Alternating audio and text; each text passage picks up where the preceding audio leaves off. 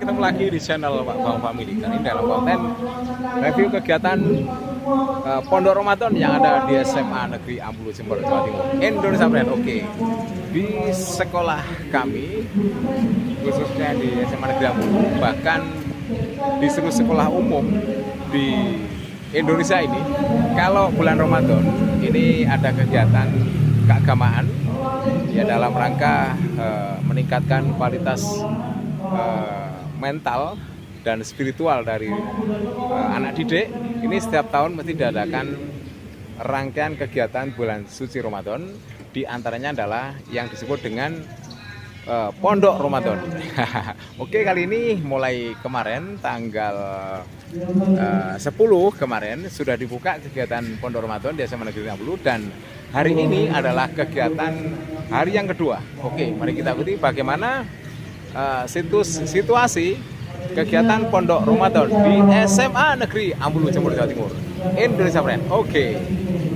Jadi untuk sementara bisa santai-santai terlebih dahulu.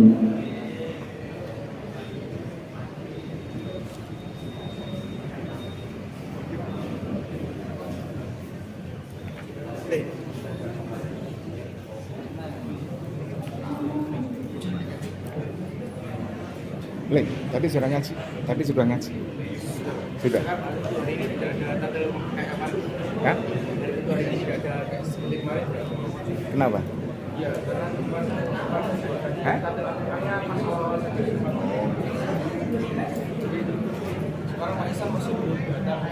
Masih kemana? Hah? Waduh. Topi yang bukan contoh. Alhamdulillahirrahmanirrahim. Wa bihi wa nasta'in fi umuri dunya wad din, wa salatu wa salam ala asrofil anbiya'i wa mursalin wa ala alihi wa sahbihi ajma'in. Karena masih diberikan kesempatan untuk berjumpa di pagi hari ini dalam keadaan sehat wal dan salat dan salam tak lupa kami haturkan kepada Nabiullah Muhammad SAW yang kita tunggu-tunggu syafaatnya di hari nanti. Ini kelas 10 dan kelas materi adab. Itu sebenarnya dari kami pribadi secara jujur tidak menguasai hal ini. Yang lebih menguasainya adalah anak-anak yang memang berlatar belakang dari pondok. Materi adab anak-anak itu kalau dalam pondok itu tidak bisa diterangkan hanya berbaca ya kurang lebih 1 jam. Jadi apa yang saya tampilkan di sini itu hanya ikhtisarnya saja, hanya ringkasan saja. Dan materi adab itu seharusnya diajarkan sebelum kalian belajar materi ilmu. Seandainya kita punya handphone teman-teman, ya pasti kita bertanya dulu kan kepada teman kita yang sudah mempunyai handphone dulu. Piye caranya gaya Android? Seperti itu kan? Mungkin yang belum familiar di kita adalah iPhone. Piye caranya gaya iPhone yang tipe yang seperti ini, seperti itu. Piye caranya gaya laptop? Sedangkan kita belum belajar adab, tapi langsung belajar ilmu-ilmu murni yang lainnya. Sehingga itu menjadi kekurangan kita ketika kita belajar di sekolah-sekolah umum.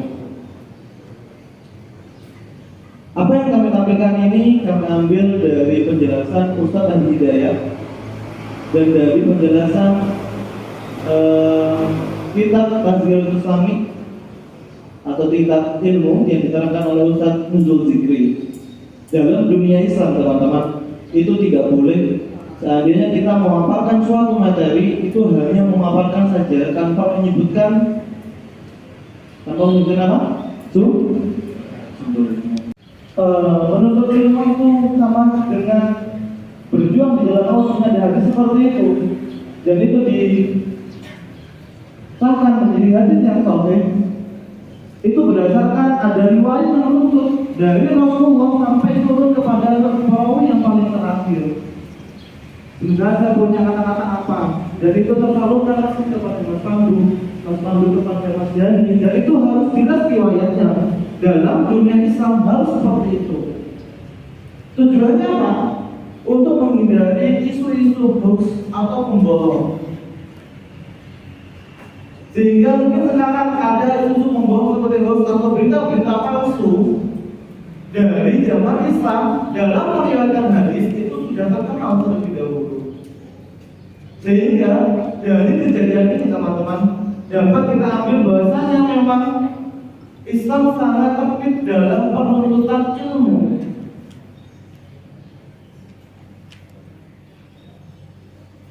Maka diharapkan teman-teman kalian belajar ilmu apapun, kalian menjadi atlet voli, atlet basket dan lain sebagainya, anak USN kimia, matematika. Ya jangan kalian mentahkan ilmu kalian hanya untuk urusan duniawi saja. Bicara nih kalian belajar kimia, sekarang kalau Gusti Allah bicara. Kalian belajar fisika itu bicaranya sekarang kalau Gusti Allah bicara. Di biologi misalnya yang ikut biologi, bagaimana burung itu terbang itu dijelaskan dalam surat Ar-Rahman. Bagaimana lampu pijar bola, lampu itu menyala itu dijelaskan dalam surat An-Nur. Dan ini kurangnya dari ilmuwan Islam. Adanya orang-orang Belanda hadir teman-teman di dunia. Bahwa Nabi Muhammad merupakan manusia la ghafala qalbuhu, yang hatinya tidak pernah tidur. Sampai mas kira nek turu ya atine turu kan, gak mungkin mas turu atine mikir atau atine apa tani, gak mungkin. Nabi Muhammad qalbuhu la yanam wa la yafur, istilahnya begitu. Qalbuhu la yafur wa la yanam lakin al-khidmati ala dawami muraqib, istilahnya dalam bagian satu Arab dalam syair. Jadi Nabi Muhammad itu dalam tidurnya hatinya itu tidak tidur, hanya sekedar fisiknya saja, hatinya enggak. Boleh di next. Nah, hikmah turunnya Al-Quran diturunkan secara berangsur-angsur. Jadi ada manfaatnya terkait turunnya Al-Quran itu berangsur-angsur. Kenapa enggak langsung kompleks semua turun kepada Nabi Muhammad dalam satu malam? Sebenarnya mungkin nggak kira-kira? Mungkin saja kan? Tidak ada syai'an aja. Nah, jadi ini yang pertama. Hikmah turunnya Al-Quran diturunkan secara berangsur-angsur. Dua bentuk keperluan Rasulullah SAW terhadap turunnya Al-Quran secara berangsur-angsur. Jadi Rasulullah sendiri memang perlu bahwa Al-Quran itu turunnya berangsur-angsur. Karena apa? Yang pertama, untuk memantapkan dan memperteguh hati beliau, karena setiap yang beliau alami selalu dengan turunnya Al-Quran. Seperti ada suatu kisah yang ada imam yang mengimami suatu makmumnya. Beliau ingin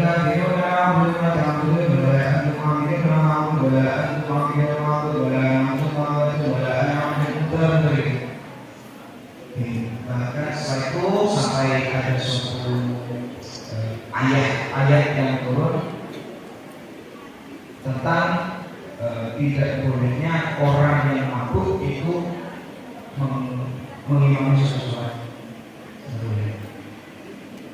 Nah, yang kedua, agar Al-Quran itu mudah dihafal. Tadi kan tentang pemantapan dan memperteguhnya untuk menghafal atau memahami secara keseluruhan konteksnya, kan sulit sekali. Boleh di next. Nah, ini dari sumber lain juga. Hikmah turunnya Al-Quran secara berangsur-angsur. Yang pertama, untuk meneguhkan hati Rasulullah SAW dalam menghadapi kaum yang memiliki watak dan sikap yang begitu keras.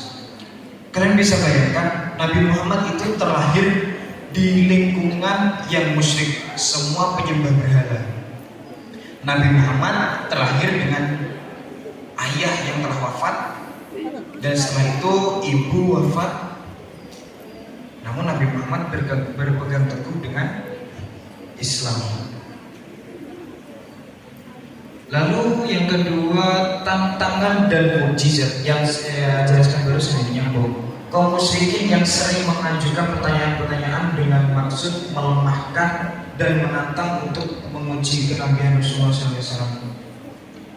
Seperti kan Nabi Muhammad sering memang bukan diremehkan ya, dicemooh kayak mungkin kayak merasa dilalani wis di stories sembarangan. Nabi Muhammad enggak. Nabi Muhammad ketika disakiti atau ditanyakan, bahkan salah satu pertanyaan yang paling menurutku mungkin paling wah sih. Hei Muhammad, nalikane Allah iku kuwasa, iso gak Allah iku memasukkan bulan iku ning jero lubang jarum? Salah satu pertanyaan yang orang-orang musyrik yang itu lah percayakan. Yang ketiga yaitu untuk memudahkan hafalan dan pemahaman. Sebab Al-Quran turun di tengah-tengah umat yang ummi. Ada yang tahu ummi itu apa? Ummi ya wahyi ansyakoro. Bukan itu. Bukan. Itu ummi yang menjelaskan tentang ibu. Bukan. Ini bahasa Arab. Kira-kira bahasa Arab. Kalau secara bahasa Indonesia kan mengatakan mungkin ummi ibu. Ternyata bukan. Ini ummi pakai ain. Ummi. Kalau ummi ibu itu pakai hamzah. Ummi. Gitu. Ummi. Kalau ini ummi itu artinya kalau pakai ain itu artinya buta. Ummi itu artinya buta. Jadi Al-Quran itu turun di tengah-tengah umat yang ummi. Maksudnya ummi di sini adalah buta.